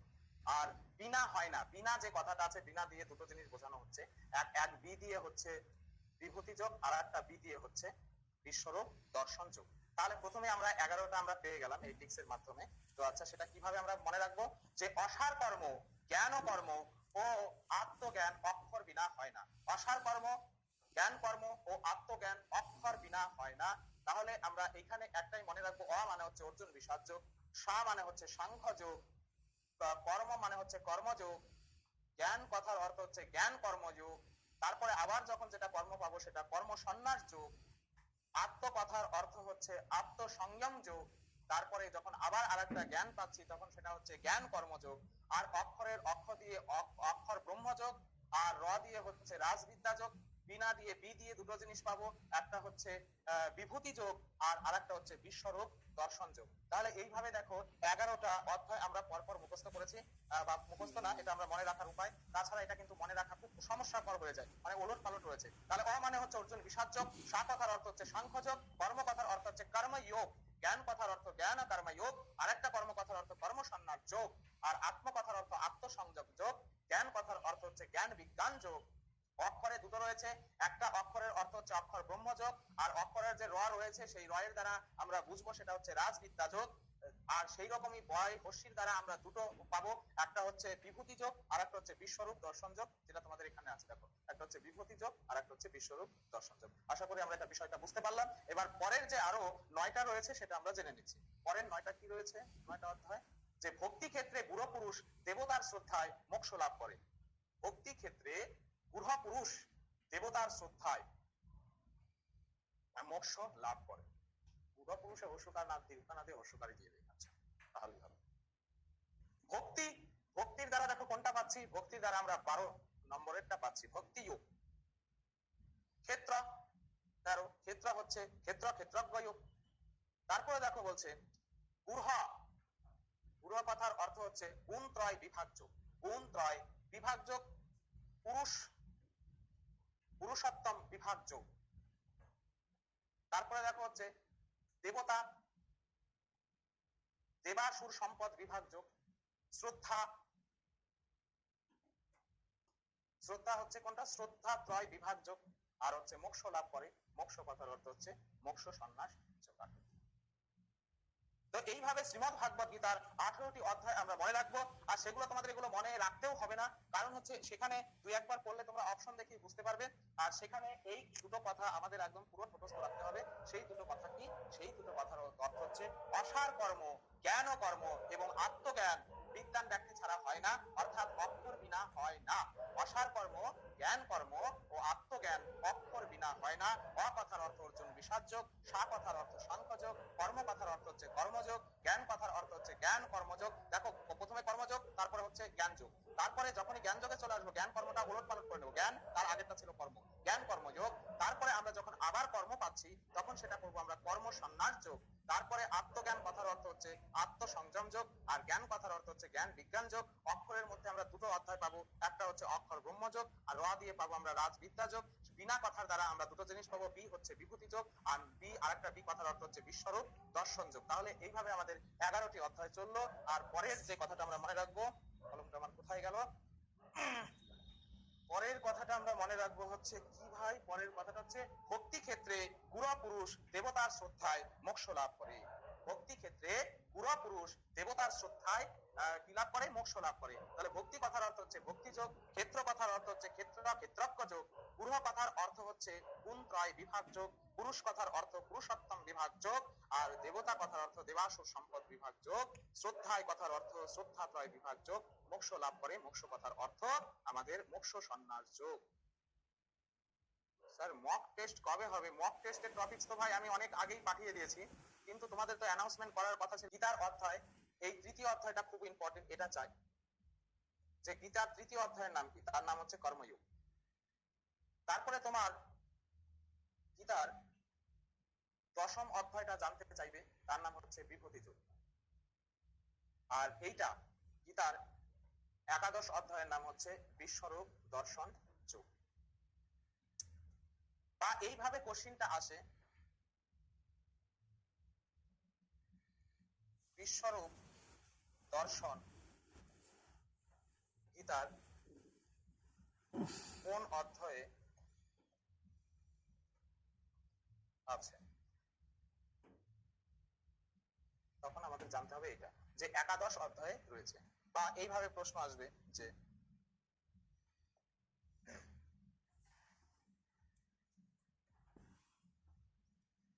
গীতার দশম অধ্যায়ের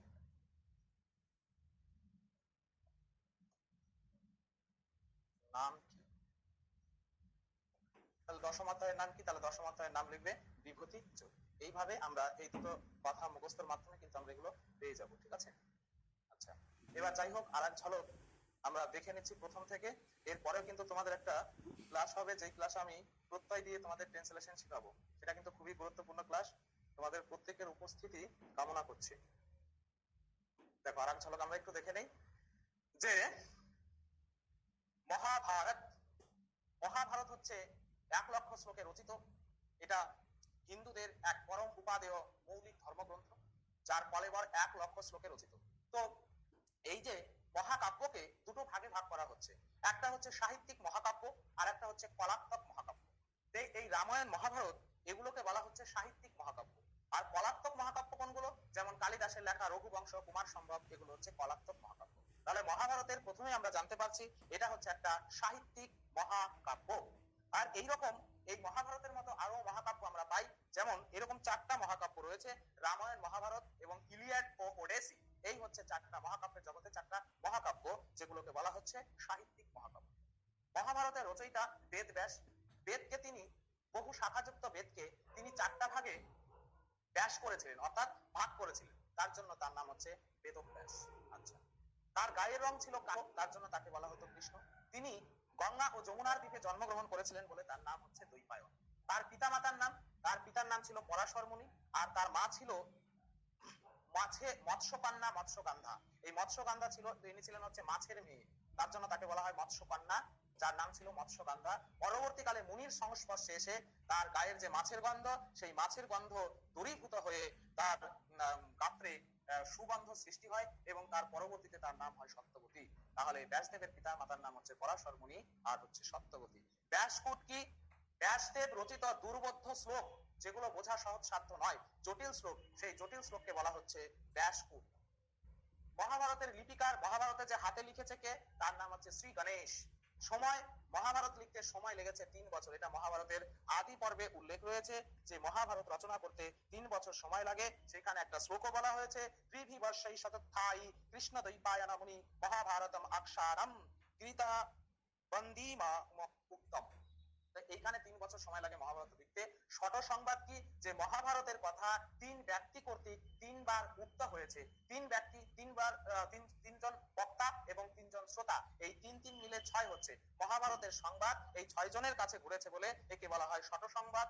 কি সেটা? প্রথমে ব্যাসদেব বৈশম্পায়নকে বলে, বৈশম্পায়ন জন্মেজয়কে বলে, যে সর্পযজ্ঞে, আর সৌতি, সৌনক ইত্যাদি ঋষিদেরকে বলে। তো এইটা হচ্ছে ব্যাসদেব বলে জয়, মহাভারতের প্রথম স্তর, বৈশম্পায়ন বলে ভারত দ্বিতীয় স্তর, আর সৌতি, সৌনক আদি ঋষিবৃন্দ থেকে শোনান, এটা হচ্ছে মহাভারত, যেটাকে বলা হচ্ছে তৃতীয় স্তর, এটা হচ্ছে শত সংবাদ। মহাভারত রচনার স্তর, মহাভারত রচনার স্তরকে আমরা 3টা ভাগে ভাগ করতে পারি, সেটা হচ্ছে জয়, ভারত এবং মহাভারত। জয় পর্বের শ্লোক সংখ্যা হচ্ছে 8,800টি। দ্বিতীয় স্তরের নাম ভারত, যার শ্লোক সংখ্যা 24,000। তৃতীয় স্তরের নাম হচ্ছে মহাভারত, যার শ্লোক সংখ্যা মোটামুটি 1 লক্ষের আশেপাশে। আচ্ছা, তারপরে আমরা চলে যাচ্ছি মহাভারতের 3 শ্রেণীর রচনা। সুতগণ কর্তৃক গীত রাজবংশের কাহিনী, যেটাকে বলা হচ্ছে সৌতি রচনা। দ্বিতীয় হচ্ছে ব্রাহ্মণদের স্বার্থ রক্ষার জন্য যে কিছু জিনিস লেখা হয়, সেটা হচ্ছে ব্রাহ্মণ্য রচনা। এবং তৃতীয় হচ্ছে জ্যোতিভিক্ষ এবং সুমনগণের রচনা, সেখানে জগতের নশ্বরতা সম্পর্কে বর্ণনা করা হয়েছে। হরিবংশ কি? এই যে ব্যাসদেব কর্তৃক রচিত মহাভারতের অতিরিক্ত অংশ বা খিল পর্ব, যাতে আমরা 16,374টি শ্লোক পাই, সেটাকে হরিবংশ বা হরিবংশ পুরাণ বলা হয়। এই হরিবংশের অধ্যায় সংখ্যা, হরিবংশে আমরা হরিবংশে আমরা 3টা পর্ব পাবো, আর 3টা পর্বে আমরা 318টি অধ্যায় পাবো। হরিবংশের 3টা পর্ব কি? হরিবংশ পর্ব, বিষ্ণু পর্ব এবং ভবিষ্য পর্ব। হরিবংশ পর্বে অধ্যায় রয়েছে 55, বিষ্ণু পর্বে অধ্যায় রয়েছে 128, ভবিষ্য পর্বে অধ্যায় রয়েছে 135। তাহলে হরিবংশের মোট অধ্যায় হচ্ছে 318টি। মহাভারতের পর্ব, যেটা পরীক্ষার জন্য খুবই গুরুত্বপূর্ণ, সেই পর্ব ক্রমান্বয়ে আমাদের মনে রাখতে হবে। আর মহাভারতের এই 6ষ্ঠ পর্ব বিশ্ব পর্বের মধ্যে রয়েছে শ্রীমদ্ ভাগবত গীতা। মহাভারতের বৃহত্তম পর্বের নাম হচ্ছে শান্তি পর্ব, মহাভারতের ক্ষুদ্র পর্বের নাম হচ্ছে মহাপ্রস্থানিক পর্ব, আর মহাভারতের নিন্দিত পর্বের নাম হচ্ছে শক্তি পর্ব। আচ্ছা, মহাভারতের অধ্যায় সংখ্যা আমাদের দুটোই মনে রাখতে হবে। একটা হচ্ছে 211111923 অর্থাৎ 2111টি, অথবা 1923টি। দুটো অপশন থাকবে না, যে কোনো একটা অপশন থাকবে, তো দুটোই আমরা মনে রাখবো। শ্রীমদ্ ভাগবত গীতা কি? যে মহাভারতের 6ষ্ঠ পর্ব, যার নাম হচ্ছে বিশ্ব পর্ব, সেই বিশ্ব পর্বের 25 থেকে 42তম অধ্যায় শ্রীমদ্ ভাগবত গীতা নামে পরিচিত। আর সেই শ্রীমদ্ ভাগবত গীতায় কতগুলো শ্লোক রয়েছে? 700টি শ্লোক রয়েছে। এই 700টি শ্লোক থাকার দরুন গীতার অপর নাম হচ্ছে সপ্তশতী গীতা। এই গীতার 700 শ্লোকের মধ্যে প্রথম শ্লোকটা বলেন ধৃতরাষ্ট্র, সেই শ্লোকটা হচ্ছে ধর্মক্ষেত্রে কুরুক্ষেত্রে সমাবেতা যুৎসবাহ। এই যে প্রথম শ্লোকের বক্তা হচ্ছে ধৃতরাষ্ট্র, তারপরে 40টি শ্লোক বলেন সঞ্জয়, যিনি এই গোটা, ধৃতরাষ্ট্র ছিল অন্ধ, ধৃতরাষ্ট্র তো চোখে দেখতে পেত না, তো সে কি করেছিল, তাকে সঞ্জয় ধৃতরাষ্ট্রের পাশে বসেছিলেন এবং সঞ্জয়ের কাছে এমন মারাত্মক কিছু ওয়াইফাই নেট ছিল, যার মাধ্যমে তিনি সেখানে বসেই কিন্তু মহাভারতের যুদ্ধ সম্পূর্ণ তিনি সেখান থেকে দর্শন করেছেন এবং সেটা দেখার পর ধৃতরাষ্ট্রকে কিন্তু সেগুলো বলেছেন যে কিভাবে কি যুদ্ধের কি কি হচ্ছে। তো এই ধৃতরাষ্ট্র শ্লোক বলেছিল হচ্ছে 40টি, অর্জুনের শ্লোক ছিল 85টি। শ্রীকৃষ্ণের কাছে তিনি এই 85টি শ্লোকের মাধ্যমে বিভিন্ন জিনিস জানতে চেয়েছেন, আর শ্রী ভগবান মধুসূদন শ্রীকৃষ্ণ 574টি শ্লোকের মাধ্যমে অর্জুনের সেই প্রশ্নের উত্তরগুলো তিনি সেখানে প্রদান করেছেন। আর এইখানে এই যে শ্রীকৃষ্ণের যে 574টি শ্লোক বলো বা শ্রীমদ্ ভাগবত গীতা বলো, এটা হচ্ছে একটা কি বলবো, এটা সমগ্র দর্শনের সারতত্ত্ব বলা হয়। শ্রীমদ্ ভাগবত গীতাকে যদি আমরা কোনো একটা বিশেষ ধর্মের জন্য মানে একে সীমাবদ্ধ রাখি, তাহলে এর প্রতি অন্যায় করা হবে। শ্রীমদ্ ভাগবত গীতা এমন একটি গ্রন্থ যেটা সমগ্র মানব জাতির উদ্দেশ্যে সেখানে কিছু লোক শিক্ষার জন্য কিছু তত্ত্ব সেখানে তুলে ধরেছে, অর্থাৎ এটি সমগ্র মানব জাতির জন্য প্রয়োজন। গীতার কথা উল্লেখ নেই যে হে হিন্দু একমাত্র তোমার জন্য বলা হয়েছে, সেই রকম কিছু না, সমগ্র মানব জাতির উদ্দেশ্যে এই গীতার উপদেশাবলী প্রদান করা হয়েছে। আর এখানে সব জিনিসই রয়েছে, সেখানে যেমন রাজনীতি, শ্রীকৃষ্ণের রাজনীতির পরিচয় পাবো, কারণ এখানে একটা স্বাভাবিকভাবে যে লোকটা অর্জুন, তার বিপরীত পক্ষে গুরুদেব, তার পিতামহ ভীষ্ম, নিজের ভ্রাতা, তাদের দেখে অর্জুন মুমূর্ষ হয়ে পড়ে এবং সে ধনুর্বাণ পরিত্যাগ করে সে শ্রী মধুসূদনকে, শ্রীকৃষ্ণকে জানায় যে আমার এই যুদ্ধের প্রয়োজন নেই, আমার এদের বিরুদ্ধে আমি যুদ্ধ করতে পারবো না, আত্মীয় স্বজনদের মেরে আমার কোনো সম্পত্তি আমি চাই না। তখন শ্রীকৃষ্ণ তাকে এমন যুক্তিবাণে বিদ্ধ করেন এবং এমন কিছু মন্তব্য করেন যে অর্জুন যুদ্ধ করতে তৎপর হয়। আর অর্জুন অতটা পাতিলোক ছিল না যে একজন তাকে উল্টা পাল্টা কথা বলিয়ে তার ক্রোধ উদ্দীপ্ত করবে। অর্থাৎ সেখানে অর্জুন যেমন 85টি তার জিজ্ঞাসু শ্লোক ছিল, সেই রকম শ্রীকৃষ্ণ 574টি শ্লোক যে বলেছেন, এক একটা শ্লোকের যে ব্যাখ্যা সেটা কিন্তু অনেক কিছু রয়েছে। যাই এখানে মূল প্রতিপাদ্য বিষয়, শ্রীকৃষ্ণ অর্জুনকে যেটা জানান যে প্রত্যেকটা যে ইয়ে রয়েছে, এখানে আর কিছু কিছু বিষয় আছে, যেমন আমরা কিছু কিছু ভুল তথ্য আরোহণ করি, বা যারা প্রকৃত সংস্কৃত জানে না, অন্য বিষয় জেনে আমাদের মানে এই মাইথোলজি সম্পর্কে উল্টা পাল্টা মতবাদ পোষণ করে। তো সেই রকম ব্যাপারগুলো কি হয়, যেমন আমরা সাধারণ একটা প্রশ্ন আসে অনেকের, আমি এই বিষয়টা শুনতে দেখি এই প্রসঙ্গে, যে এই মানুষের মধ্যে ভেদাভেদ কেন করা হলো? ভেদাভেদ করা তো ঠিক না, কেউ ব্রাহ্মণ, কেউ ক্ষত্রিয়, কেউ বৈশ্য, কেউ শূদ্র, আর ব্রাহ্মণের বেটাই কেন ব্রাহ্মণ হবে? তো এগুলো কিন্তু শ্রীমদ্ ভাগবত গীতাতে বলেনি। শ্রীমদ্ ভাগবত গীতাতে এইরকম বলা হয়েছে, চতুর্বর্ণ মায়া সৃষ্টা গুণ কর্ম বিভাষাতা, অর্থাৎ 4টি বর্ণ আমার দ্বারা সৃষ্ট হয়েছে, কি অনুসারে? গুণ এবং কর্ম অনুসারে। অর্থাৎ ব্রাহ্মণ, ক্ষত্রিয়, বৈশ্য, শূদ্র, এই 4টি শ্রেণী যে তৈরি হয়েছে, এটা ব্রাহ্মণের বেটা ব্রাহ্মণ হবে এরকম কথা গীতাতে বলেনি, তাদের গুণ এবং কর্ম অনুসারে হবে। অর্থাৎ কেউ একজন শূদ্রের ঘরের ছেলেও সে ব্রাহ্মণত্ব অর্জন করতে পারে যদি সে সদ্গুণের অধিকারী হয়, যদি সে সঠিকভাবে তার চরিত্র বা তার ক্রিয়াকলাপ উন্নত স্তরে পৌঁছতে পারে। তো এইখানে মানুষের বিভাজন কিন্তু এইভাবে করা হয়নি, সেটা গুণের দিক থেকে করা হয়েছে। আর এটা করা অবশ্যই আবশ্যিক, কারণ প্রত্যেকের একটা দেশ বা রাষ্ট্র চালাতে গেলে প্রত্যেকের কিছু কিছু দায়িত্ব কিন্তু বিভাজন করা অবশ্যই প্রয়োজন। কারণ আমাদের বর্তমান যুগে ধরো যেটা ক্ষত্রিয়, ক্ষত্রিয় মানে কি? মিলিটারি বাহিনী। তাহলে ক্ষত্রিয় যদি না থাকে দেশ রক্ষা কে করবে? তাহলে তো অন্য দেশ এসে, পাশের দেশ পাকিস্তান তো সবসময় ওত পেতে বসেই আছে। তাহলে এই সার্বভৌমত্ব রক্ষার জন্য, দেশকে রক্ষার জন্য ক্ষত্রিয় বাহিনীও দরকার, যার নাম বর্তমান যুগে হচ্ছে মিলিটারি বাহিনী, তাই না? সেই রকম অধ্যাপনা, অধ্যয়ন এগুলো করার জন্য, শিক্ষা দানের জন্য তো সেটাও দরকার, ব্রাহ্মণ দরকার, তাই তো, পূজার্চনা সবকিছুই রয়েছে। তো এই রকম সব কর্মই কিন্তু রয়েছে। আর প্রত্যেকের জন্য যে নির্দিষ্ট কর্ম রয়েছে, সেই কর্মগুলোকে, যার যেটা কর্ম, সেই কর্মটা সঠিকভাবে পালন করাকেই বলা হয় ধর্ম। এইটা কোনো ধর্মের মধ্যে পড়ে না যে আমি মন্দিরে বসে বা মসজিদে বসে মানে ঈশ্বর বা আল্লাহর প্রার্থনা করছি, ভগবানের প্রার্থনা করছি, সেটা মূলত কোনো ধর্ম নয়, সেটা একটা আচারের অংশ হতে পারে। ধর্ম হচ্ছে, মানুষের ধর্ম একটাই হবে, যে সেইটা কি, তার হচ্ছে মানব ধর্ম। তার মানুষের প্রতি তার একটা দয়া দাক্ষিণ্য স্নেহ ভালোবাসা থাকবে, পাশাপাশি তার জন্য যে নির্দিষ্ট কর্ম রয়েছে সেই কর্মটা সঠিকভাবে পালন করতে হবে। একজন ছাত্রের ধর্ম তার সঠিকভাবে পড়াশোনা করা, একজন পিতার ধর্ম তার পুত্রকে সঠিকভাবে মানুষ করা, তার স্ত্রীকে সঠিকভাবে ভরণ পোষণ করা। তো এইগুলো হচ্ছে আমাদের জীবনের প্রেক্ষাপটে এক একটা স্তরে এক একটা কাজ চলে আসে, কর্ম চলে আসে, আর এই কর্মগুলোকে সঠিকভাবে সম্পাদন করার নামই হচ্ছে ধর্ম। তো এইখানে হিন্দু, মুসলিম, বৌদ্ধ, খ্রিস্টান এগুলো কোনো ধর্ম হতে পারে না, এগুলো সম্প্রদায়। হিন্দু সম্প্রদায়, মুসলিম সম্প্রদায়, বৌদ্ধ সম্প্রদায়, কিন্তু ধর্ম মানুষের একটাই হতে পারে। ধর্ম কি আলাদা আলাদা হতে পারে নাকি? জলের ধর্ম তো প্রত্যেকেরই এক। জলের ধর্ম, ইন্ডিয়ার জলের ধর্ম যা এক হবে, পাকিস্তানের জলের ধর্মই এক হবে। অর্থাৎ জল যে পাত্রে রাখবে সেই আকার ধারণ করবে, যেই রং জলের মধ্যে ফেলবে সেই কালার হবে। সেই রকম ধর্ম জিনিসটা প্রত্যেকটা পদার্থের বলো, মানুষের বলো, সেটা এক হতে হবে। তো এইভাবে কিন্তু গীতায় যে স্বরদর্শন রয়েছে, সেই স্বরদর্শনের সার তত্ত্ব শ্রীমদ ভাগবত গীতায় আলোচিত হয়েছে। গীতার মূল কথা তিনটি: আত্মার অবিনশ্বরত্বা, নিষ্কাম কর্মযোগ এবং পরিপূর্ণভাবে ঈশ্বরে আত্মসমর্পণ। গীতার অধ্যায় 18টি। গীতার অধ্যায় কি নামে পরিচিত? খুবই ইম্পর্টেন্ট, গীতার অধ্যায় যোগ নামে পরিচিত। গীতার অধ্যায়গুলো আমরা মনে রাখবো।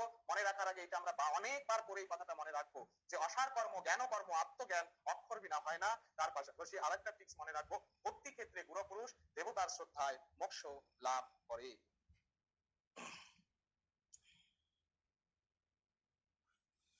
আচ্ছা, তো আজকে আমাদের মহাভারতের অর্ধেকটা পর্ব হলো। আর একটা ক্লাসের মাধ্যমে বাকি বিষয়গুলো তুলে ধরবো, এবং যদি পারি তাহলে কিছু পরীক্ষার জন্য প্রয়োজনীয় কিছু প্রশ্নপত্র তোমাদের সামনে উত্থাপন করা হবে। আর একটু পরেই 10-15 মিনিট রেস্ট দিয়ে আমরা আর একটা ক্লাস করবো, যেটা খুবই গুরুত্বপূর্ণ, প্রত্যয়ের সাথে কিভাবে আমরা অনুবাদ শিখতে পারি সেই বিষয়টি করবো।